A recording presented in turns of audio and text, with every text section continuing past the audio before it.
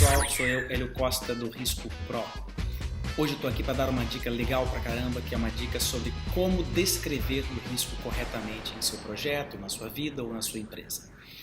Vou iniciar dando alguns exemplos de como as pessoas normalmente descrevem riscos. Assim, greve dos meus funcionários, variação cambial, fornecimento de matéria-prima atrasada. Isso são maneiras normais e seriam riscos normais de um projeto ou de uma empresa, correto? Errado. Não é assim que se descreve risco. Está longe de ser a maneira mais eficiente de se descrever um risco em um projeto. Por quê? Porque risco, a gente já viu, que tem uma causa e tem um efeito, ou várias causas e vários efeitos. Se eu simplesmente disser variação cambial, eu não sei se isso é a causa, não sei se isso é o efeito. Se eu simplesmente disser atraso no fornecimento, eu não sei se isso é a causa, não sei se isso é o efeito. Então, eu absolutamente não tenho nada o que fazer com esse risco, porque isso não é um risco. Um risco corretamente descrito tem que ser definido em termos de causa e efeito. Vamos a um exemplo. Atraso no fornecimento de matéria-prima, provocando um atraso de produção.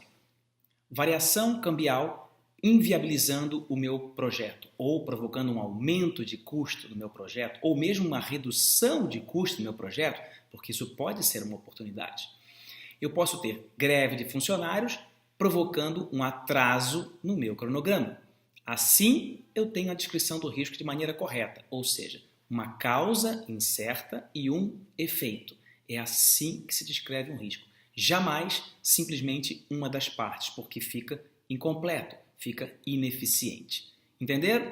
Então agora eu vou melhorar um pouquinho mais essa situação.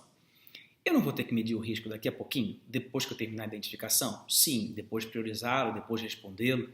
Então vamos lá. O que adianta eu dizer greve dos meus funcionários, atraso no meu cronograma?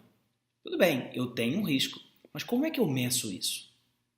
Não dá, é muito difícil. Então, aprendam de hoje para sempre.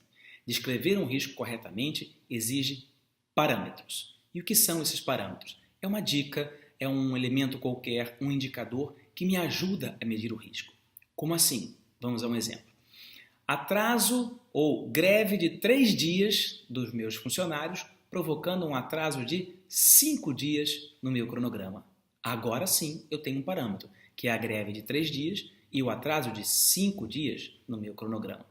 É muito mais fácil medir um risco descrito dessa maneira do que simplesmente falar greve ou greve provocando um atraso no cronograma, porque 3 dias eu tenho como medir.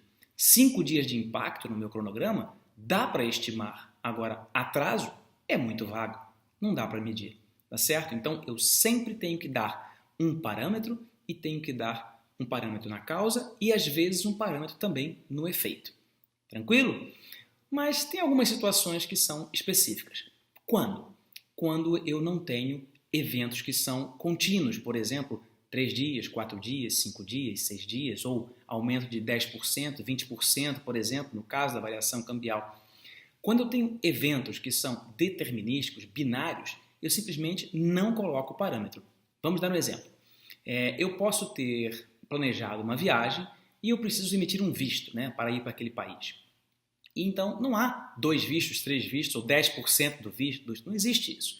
Então simplesmente eu coloco não conseguir o visto, cancelamento da viagem. Pronto, eu não preciso de parâmetro.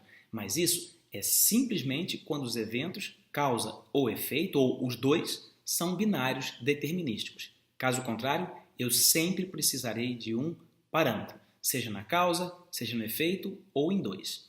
Ah, entendi. Mas, e se eu tiver lá atraso de 2 dias, 3 dias, 10 dias, 20 dias, 1000 dias, serão 1000 riscos? Não. Como é que eu faço isso quando existem esses eventos que são contínuos? Pode ter várias opções. Bem, eu faço o seguinte, ou eu coloco aquele que é o mais provável, e isso é uma boa técnica, ou então eu coloco 3 riscos, o caso otimista, o caso mais provável e o caso pessimista. E aí sim eu tenho realmente que listar 3 riscos. Exemplo, atraso de 3 dias, provocando um atraso de 3 dias no meu fornecimento de matéria-prima, provocando um atraso de 5 dias no meu cronograma. atraso de 10 dias no fornecimento, provocando um atraso de 15 dias no meu cronograma. E, no pior dos casos, é um atraso de 20 dias no fornecimento, provocando o cancelamento do meu projeto ou um atraso de 30 dias no meu projeto, tá certo? No meu cronograma. E assim eu vou colocando o otimista, o mais provável e o pessimista. Tranquilo? Gostaram da dica? Então, lembre-se, para descrever um risco, causa, efeito e, se for o caso, parâmetro. Tranquilo? Bem, vejo vocês no próximo vídeo. Dá um like aí embaixo, é importante dar um like. Inscreva-se no canal para receber dicas semanais sobre gerenciamento de risco. Um abraço e até o próximo!